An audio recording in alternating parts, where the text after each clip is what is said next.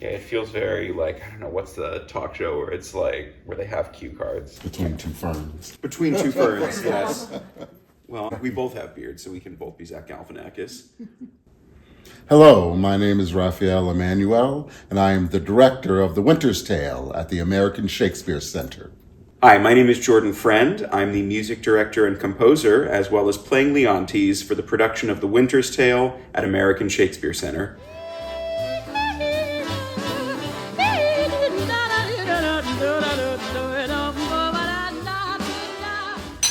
This is your first time directing here, so how did you end up working here? I was introduced to Vanessa Marasco, the executive director, through a mutual friend. And via a Zoom call, we kind of hit it off, I'd say. We just started chatting and kind of getting to know each other. It was very informal. And through that discussion and conversation and also, sending her some more information about me, she got a look at my background and my credentials and everything. And a few months later, reached out and we began talking about the summer season, and fortunately it all worked out. So here I am. And you directed on the stage once before this production, right? Yes. So I directed Bartholomew Fair by Ben Jonson as part of the Shakespeare in Performance program here at Mary Baldwin University, which is in partnership with the American Shakespeare Center. So their performance was on the Blackfriars stage. So I did have an opportunity to work on the stage before I directed Winter's Tale. Did you offer Winter's Tale to Vanessa as an idea, or was it a show that they sort of flew over your way? They were interested in programming that particular show into their season, and she floated it to me, and it's a show that I love. I've had various encounters with it in the past. Have you wanted to direct it for a while? If it's not at the top of the list, it's on a short list of Shakespeare plays that I was interested in directing. So I was very excited for this particular show and this particular opportunity. And then how soon after it was set that you were going to direct it did you decide to infuse it with the Harlem Renaissance? So I have a kind of a running list of ideas and concepts and thoughts about various Shakespeare plays. So actually, before Vanessa even brought this particular show to me, I had an idea of what I would do with it if I had an opportunity. In this case, because of the nature of how the American Shakespeare Center works and the Blackfriars stage, it was more of a question of how can we make this particular aesthetic work in this space. But I had the idea probably for years. And when you say make the aesthetic work in this space, do you mean particularly around the visuals? Yes, I mean, from a directing standpoint,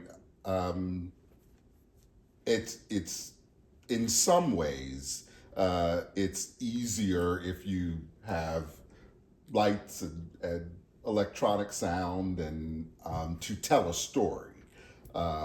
So it was a question. It was a question of that, and also a 9-person rep company with these actors being in also a separate show, Sense and Sensibility. How would the casting work? How would the musical infusion work? Needing a specific group of actors who can also do the other show, fit this show, and at least be able to contribute musically to the aesthetic that we were going for. So there were a few different variables, and also, we leave the lights on, So the absence of technology, which is something that I have experience with, but with this particular aesthetic, it's something that had to be navigated for this particular space, as music is such a central part of this particular production. Well, and also I just think about like without sort of huge scenic designs, it's a space that I feel like our eyes are sort of very used to seeing Elizabethan costumes on. But I'm really interested and excited to see what it looks like when we're all in our sort of 30s era suits on that stage. Like, I think there's something really cool there. Absolutely, I agree. In terms of just going back to sort of and again, I know that you're not like setting it literally and fully in the 1930s, but in terms of like using that era as a reference point, what were the sort of themes and characters and elements in the play that made you draw those parallels? I'd say the first thing was Bohemia. As I was musing about the play, it's like, okay, if I was to direct this play, how would I approach it? What would I do? And I wanted to create two distinct worlds between Sicilia and Bohemia. And so I'm a director who is always interested in uplifting Black voices, uplifting the Black experience. I'm familiar with that era. I'm a huge music fan in general. Like I probably am more of an auditory director than I am a visual director. I just love sound and music. It's a component in all of my shows in some way or another. And so as I was thinking about Sicilia and Bohemia, Black Bohemia occurred to me, which refers to a specific location in New York, and was one of the spark plugs for the Harlem Renaissance. So I said, what if Bohemia was Black Bohemia? And then from there, it's a matter of, okay, what does that mean for the rest of the show? So it was really that one little spark, and then it just kind of spidered out, and I started kind of filling in the gaps everywhere else to make sure it was a marriage that could be effective and not disruptive. It's interesting that you say effective and not disruptive. What do you mean by that? Because Shakespeare's language is a rhythm all to itself, and it's so fulsome as well. So I wanted to make sure in adding this kind of modern aesthetic to it that we maintain the integrity of the play itself and the storytelling, which sometimes if your concept is too heavy, then you actually lose Shakespeare's play and it becomes something different, or the two things are in conflict with each other, like they don't actually fit together.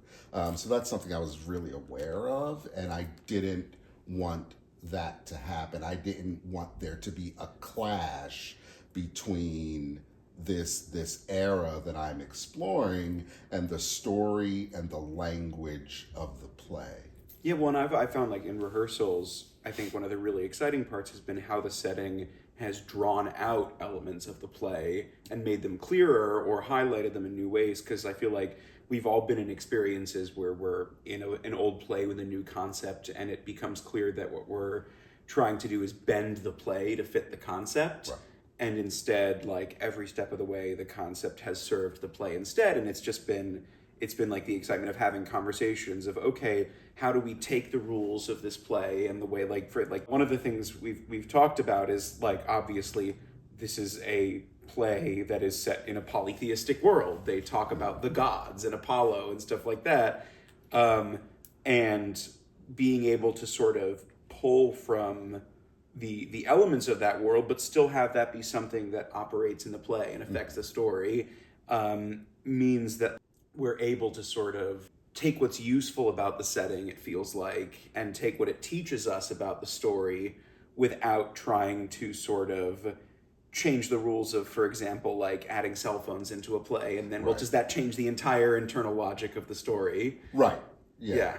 If I use a period, then I try to use it as inspiration rather than a hard rule, right? So to your point, I think that's one of the ways I kind of backstop myself to make sure concept isn't overtaking the play. So I didn't go in with, this is set in 1930 whatever, everything has to be period, et cetera, et cetera.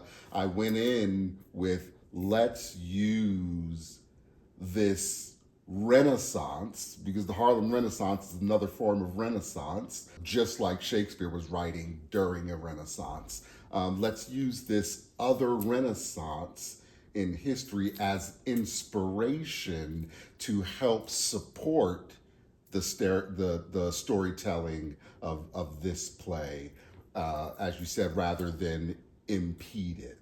Mm-hmm. And speaking of Renaissance and the Harlem Renaissance, I don't want to spoil what you do with the feast in the second half in Bohemia, but prohibition and alcohol, hence why we're doing it in this setting, is a huge part of how you've staged that section. And I'm curious, without giving too much away that you don't want to, like how you sort of worked that out. How much do I say? I know there's some spoilers in here that we don't want to. Spoilers in here that I'm trying.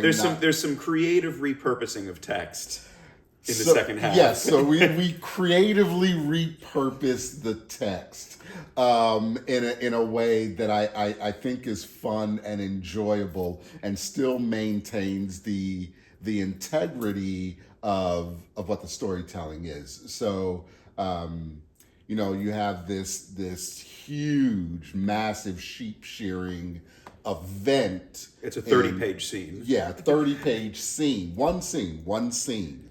In the play, which at its core is a celebration. It is the foundation of the second half of the play, the foundation of what Bohemia is all about. And so I think what we were able to do is take the essence of that scene and still have a celebration, still have the essence of Bohemia, still have the core of what that scene and what the second half of the play is all about, and also explore some new ideas and have some fun along the way. Yeah. Well, and like one of my favorite sort of like dumb bar trivia things with this play is that like Shakespeare gives Bohemia a seaport. The real quote unquote Bohemia is a landlocked country. Right. So it's already sort of, I mean, to me, Bohemia is already sort of a canvas to paint on because it's got so little to do to me with the actual place. Yeah. So it's sort of, and in a way, it's almost like the logic of sort of, not that we're like leaning super hard into this, but of like Sicilia being on one side of the ocean and Bohemia being on the other in our world works a lot better logically to the way the play is written, right, than the travel that it would be otherwise. And to that point, I think we also have to remember, like, it's all fictional anyway. Like, it's a play, so one of the things that I always want to do is remember to play. Even in the first half of the show. Even in the first, well, you can play in different ways. Yes. Right?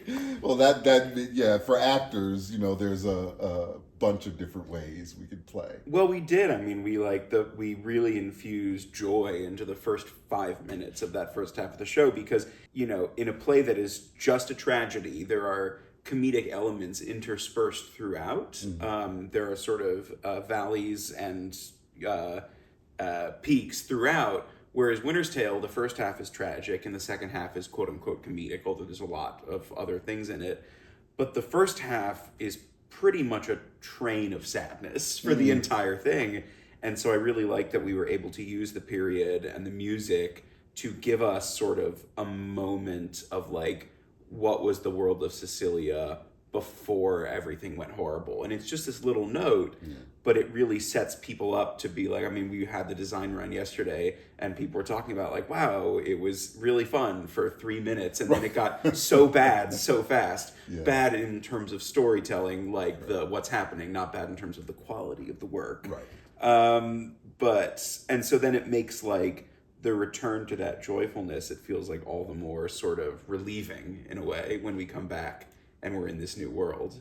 It gives you like a page or two of joy before things unravel, and a lot of that is through the eyes of Leontes, and the play doesn't give you don't get to see him in that light before things unravel. It's almost immediately, and it was important to me that Leontes was three-dimensional and that we didn't just chalk him up to a jerk or a villain. This is a human that makes some bad decisions, like we all do in life. But it was important that he wasn't just chalked up to like a unsavory character. Well, and it really helps us on the other end of the play, because when he comes back, he's behaving very differently.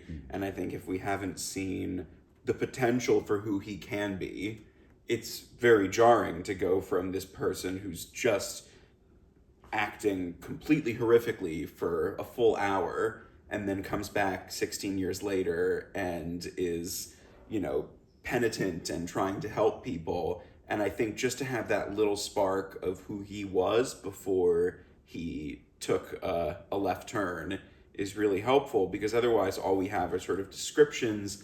And like we've talked about this, like mining and rehearsals, of sort of asking like, what were the rules of this world before everything changed? And how does that affect the way everyone's interacting? How does that affect the way characters like Paulina and Antigonus are addressing him?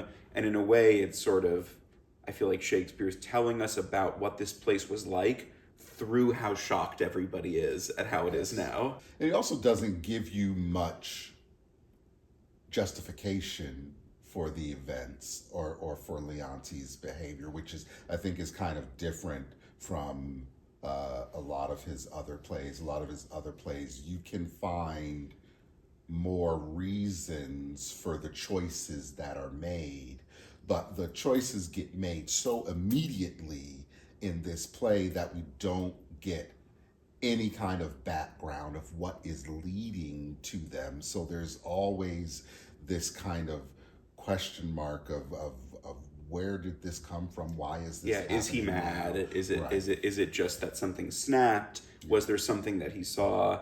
And it's, you mentioned like other characters, like even Iago, who's famously kind of hard to grasp in his motivations, has some little thing of, I got passed over for a job, that he can at least sort of cling on to. It's obviously more complicated than that. I think to me, and like, especially as we've talked about the pacing of the first half, it's made it apparent that like the lack of clear reasoning sort of isn't a bug, but a feature. Like it is the point that he has this thought, and then the thought sort of becomes its own sort of machine of kinetic motion. That the thought begets another thought, which turns into an action, which causes more thoughts, which causes reactions, that everyone starts treating him like he's crazy, and that causes him to dig in further. And I think that's kind of, in a lot of ways, what it's getting at is like the sort of the process of an intrusive thought. And how a thought that doesn't have any bearing in the world can take root, and its presence in your mind can change your behavior if you don't know how to sort of recognize that it was just a thought and let it pass. And if you start acting on it, you start creating a reality that you can't get yourself out of. And I think that's really what I've more and more found is just like what it is to be in a hell of your own making is what that first half of the show is. So thankfully, we then get to have a party in the Yeah. second half. Because I don't know that this play could sustain that tone for 2 hours. No, and it's interesting. Like most of Shakespeare's plays, like the tragic event happens at, or the major tragic event is the end of the play. Whereas here, it's the halfway point. And so it also asks the question, or tells the story that when there is a tragic event, the play might end, but life goes on. So it asks the question, what happens next? And when we have these experiences in our lives, these tragic moments in our lives, how do we respond to them? What happens going forward? What happens next? Which I think is a really interesting thing to explore that doesn't happen in a lot of Shakespeare plays. Usually the big thing is the last thing. Well, in another way that like the sort of 20s, 30s Harlem Renaissance infused setting helps with that, because we're looking at this period where it's an artistic total explosion. And it's also right after World War I. Like we are sort of reeling from this sort of global horror, and out of it, or I don't want to say out of it, but in the wake of it comes all this beauty. And so I feel like there's a now obviously there's another horror right around the corner, but there is that mirror there. And again, just like a way where like your sort of quote unquote concept, because I feel like the word concept always like it's a little charged, but your inspiration draws that out in a way that helps like us understand the play better. Playing a major role like Leontes, and not only being music director, but having in this particular play, that role is quite significant. So can you talk about how you balance those two things and doing a whole other show at the same time? So at ASC, and this is my first time working here, but I've seen shows here before, and I know that the pre-show and intermission music is kind of the baseline, and then there may be other music in the show based on the needs of the show. Obviously, some of Shakespeare's plays have songs built in. Some of those songs may or may not have had melodies at some point. And so usually if there's songs in the show, the music director might also set those songs to music, either to a melody or to write an original melody. And then we're also working out, little moments like a court flourish or something like that, or, in Sense and Sensibility, we have some travel foley. And so it's different with Winter's Tale because we knew at the outset, and I knew when I talked to you, like when I first got the offer for the show, that music was going to be a huge central element, and that jazz music was going to be a central element, which happens to be really hard. It's funny because it's music that so exists in our sort of collective consciousness. Mm-hmm. So we think of it because it's so hummable and it sticks in our brains, these famous melodies, but they are complicated melodies. There are songs with, when we do folk songs, some of the songs that we're used to playing on this stage, or rock songs or anything, it's a 4-chord song, it's a 5-chord song. A jazz standard can have 17 chords in it. And so it's a different thing entirely to kind of make it work with a collection of actors whose first and foremost focus is Shakespeare, who are also, we have a lot of great musicians and singers in the cast, but jazz is also a form that people spend their entire lives trying to connect to and learn from, and it's sort of this sort of massive unknowable thing in a way is sort of the appeal of it, that it's constantly changeable. There's no one definitive version of any jazz standard. There's a zillion interpretations, and the whole point of the songs is that people make them their own. And for me, the sort of entry point in that was realizing that sort of the swing rhythm of jazz has a lot in common with iambic pentameter, of stressing and unstressing. And also that like the process of playing a role like Leontes, there's less pressure with Leontes because it's not like Hamlet where everyone's waiting like, how's he gonna do that speech? No one's thinking, how's he gonna do inch thick, knee deep? Like, except maybe one guy in the back. So I don't quite feel that pressure. But there is that element of these are big speeches that many people have done before, including very like legendary actors, and this is now you making it your own and also trying to stay true to it and interpret it as best you can. So I feel like speaking Shakespeare has a lot in common with singing standards. And I said to you right at the outset, I was like, I need you to know I'm not a jazz musician. I've spent some time in the jazz world, mostly kind of by way of being in the musical theater world and then going into the cabaret world and then spending some time at jazz jams in New York. So I have an appreciation for it and a love for it, and enough humility, I would hope, to know that it's not something that I'm ever going to be necessarily like, I'm never going to be hired to work in a jazz club or anything like that. But in terms of bringing an inspiration of it and a flair of it into a Shakespeare production, I feel like it became this conversation of how can we make it flavor the show, while also sort of working with the space that we have, the instruments that we have, and then also keeping some period variation in the pre-show and intermission music. So then the really fun game became taking songs outside of the jazz universe for pre-show and intermission and sort of doing a rearrangement of them. So like we have a version of Rolling in the Deep, but it's swung and it has a kind of rhythm and a chord progression that then allows it to segue into a jazz standard that starts the second half of the show. So we get to start kind of playing with tuning people's ears towards how jazz music has influenced other popular music that they're familiar with.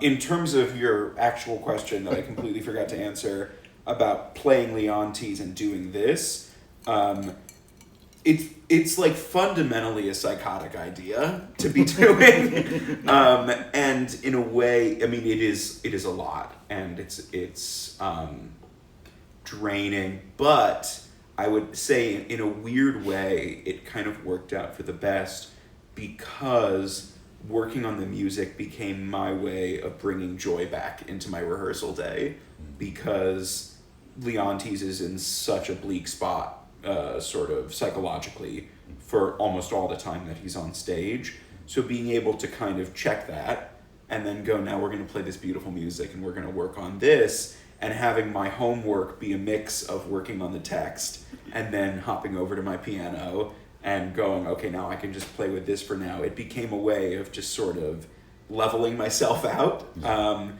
And I think it helped inform the character, because one of the things that you've allowed for is his relationship with music, that he and Polixenes and Hermione are musicians in this world and they play for the court, which means that and then it became this question as we talked about the musical world, like what does it mean if he's playing music at the top of the show, that he stops playing music, and that we have very little music in the first half of the show until we get to Bohemia. And some of that is just structural, that like I'm available now in the second half of the show to like have music going on and stuff like that and to work with people on songs. But I think it also in a way kind of, again, just worked with telling the story of the second half of the show, that people are coming together, and music is, music can be a solitary art, but it's, I think, ultimately in most ways a collaborative art. It's about making music together. And so it really, to me, helped tease out the two sides of the play. Yeah, there's so much in there I want to talk about. Say in terms of the two worlds of the show, I think one of the things we were able to accomplish, first, structurally, it is there in terms of how we use the music, like the difference between Shakespeare's court and Shakespeare's forest, being able to use the music to set the tone of the differences between those two worlds, like court being a place of rules and structure and rigidity to a certain degree, and the forest being a place of exploration and freedom and discovery. And I think how you infused the music into the show was very effective, as you said, in helping support that story. I kept making sure I reminded myself that these are actors first and not musicians. So even when I first had the idea, knowing that jazz is a complicated art form, I had questions about how this could develop, but I wanted to make sure that I didn't give the actors more than they could handle, but still had enough to effectively infuse the show the way I was looking to do. And to your point about the variability of jazz, I think that was an asset for us in being able to use a few songs and maybe simpler songs, and then modify them according to where we were in the play and what tone we were trying to set, using the same song a couple of times but presenting it a different way depending on the context.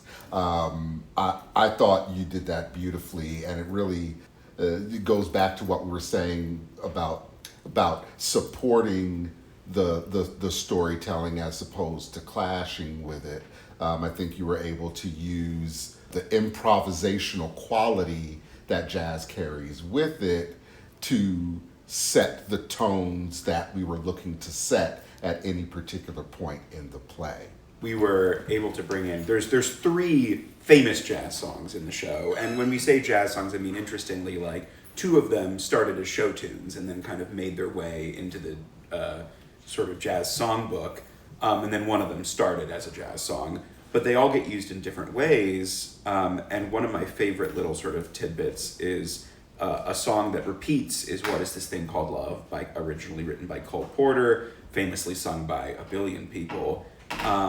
And one of the things that I love about that song that actually makes it's probably the most challenging of the 3 songs that we sing, but it is technically speaking in a major key, but it spends most of the verse in a minor key. And it's structured like a song that's in a minor key, and at the end of each phrase, it resolves to a major chord. And to me, that kind of mirrors the journey of the show in a way, that it's this song that sort of sounds dark and haunting, but always finds a way to lift at the end. Yeah. And again, I won't spoil the way that song repeats in the 2 halves of the show, but it's a complicated song, but the thing that makes it complicated is also the thing that sort of helps it tell the story. And then the great thing is, even though it is a complicated song, if you were to show it to someone who'd never heard it, it's a song that has existed in the back of a lot of people's brains. So there were people in the cast who were like, wait, I know that song. Yeah, I can sing this. Yeah. And so it's sort of, I think we always surprise ourselves as musicians, and as just people, even people who don't consider themselves musicians. I think we constantly catch ourselves by surprise about, just like as people, how musical we can be without having worked on it. Yeah. Just because we've been absorbing stuff our whole lives. Can you talk a little bit about composing the actual lyrics that are written into the text, composing them in the style that we were going for? There's a lot of songs in Act 4, all of which are sung by Autolycus. One is a trio with Autolycus and Dorcas and Mopsa. We kept most of them. Autolycus has 3 original songs in the second half of the show. And so what I tried to do is, for each of them, I tried to pull from a different inspiration from the period. And I knew you wanted a blues influence too in the show. We got a beautiful resonator guitar to add to ASC's inventory. Thank you, ASC. Yes, thank you for the and with a steel slide. And so for his first song, I made it a 12-bar blues, and again, just looking at the lyrics of the song, what he was saying about sort of carrying on through all things, I was like, I think this would work well as a blues. And also the meter of the song worked well for a 12-bar blues. So that one, I set that way. And then his song where he's sort of seducing everyone into purchasing his various wares, I took some inspiration from another jazz standard, You and the Night and the Music, which has this kind of sultry quality to it. And so I wrote an original melody for it, but I looked at that chord progression and borrowed some elements from it and added some of my own. But I wanted that one to have a very sort of smoky quality and to evoke that style. And then the third one, Wither, is this up-tempo guitar-driven jazz song. And for that one, I pulled from Django Reinhardt, so from the Romany jazz tradition. That was also booming in the 1930s, which has a very, very, very different feel. It's much faster usually, and it's very percussive because it was driven by rhythm guitars, and it's very playful too. It has a sort of mischievous quality to it, which I think really works for that song. And it meant I got to teach myself some very strange chord shapes and move between them very fast, which is fun to do in the show. Yeah. I was a little bit, I guess I didn't realize how many different sounds or styles are contained within the jazz genre. But to your point, we touched on blues, fast-paced, slow-paced, joyful, melancholy. Like there's such a range of where the music travels through in this show that I think really serves us well. Moment or takeaway I'm most excited for audiences to. I'm excited for the audience to experience me remembering all of my lines. No, I think I'm particularly excited for them to hear melodies that will likely be familiar to a lot of people in the house, used in new ways and used in ways to bring out the themes of a Shakespeare play. For me, it's important that whatever audience's response to the show is, that they have a response. I direct for audiences to have a theatrical experience, good, bad, or indifferent. So there's not something particularly that I want them to see. I want them to intersect with the show based on wherever they are entering the space from, and just have an experience. And we haven't even talked about the bear. We haven't even so we don't need to. The bear. We'll leave that for a surprise. Come see the show, see what we do with the bear. So join us for The Winter's Tale, on stage now at the Blackfriars Playhouse. And stop by at The Junction, Stanton's newest bar and lounge, before and after the show.